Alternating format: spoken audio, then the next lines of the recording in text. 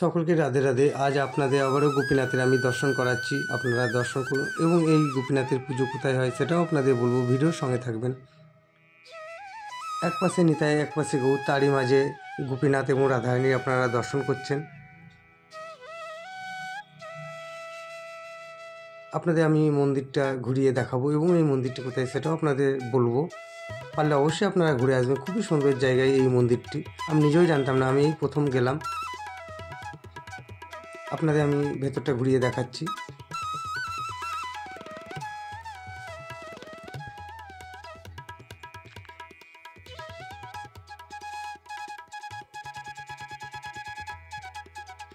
এখানেও খুব সুন্দর করে গোপীনাথের পুজো হয়। অগ্রদ্বীপে যেরকম রীতি মেনে পুজো করা হয়, এখানেও সেরকম রীতি মেনেই পুজো করা হয়। গোবিন্দ ঘোষের শ্রাদ্ধ শান্তি স্বয়ং গোপীনাথ করেছিলেন। শুদ্ধ ভক্ত হলে ভগবান তার পাশে সবসময় থাকে। এই কলিযুগে বারংবার সেটা দেখিয়ে গেছেন।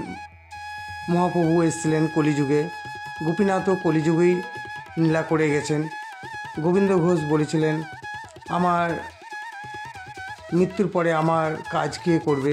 গোপীনাথ বলেছিল, তোমার কাজ আমি করব। গোপীনাথ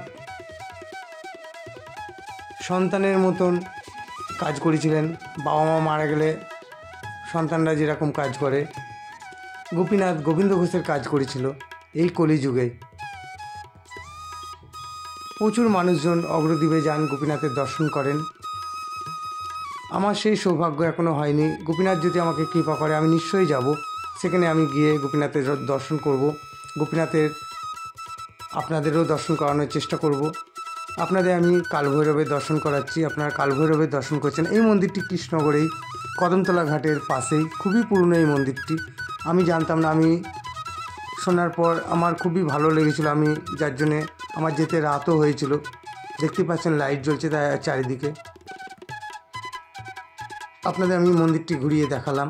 আপনাদের আবারও আমি গোপীনাথ রাধারানীর দর্শন করাচ্ছি। এক পাশে নিতাই, এক পাশে গৌর।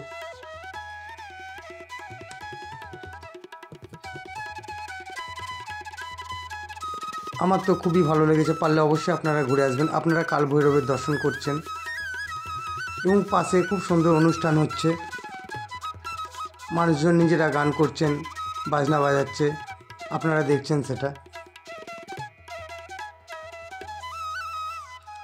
আমার ভিডিও আপনাদের কেমন লাগছে অবশ্যই আপনারা কমেন্ট করবেন। বেশি করে শেয়ার, লাইক করবেন আমার ভিডিওটা। আমার বক্তব্যে কোনো ভুল টুটি হলে অবশ্যই ক্ষমা করে দেবেন। আর নতুন হয়ে থাকলে সাবস্ক্রাইব করতে ভুলবেন না। আপনাদের আমি গোপীনাথ এবং রাধারানীর দর্শন করাচ্ছি। গোপীনাথ সবার ভালো করুক, সবাইকে ভালো রাখুক, সুস্থ রাখুক।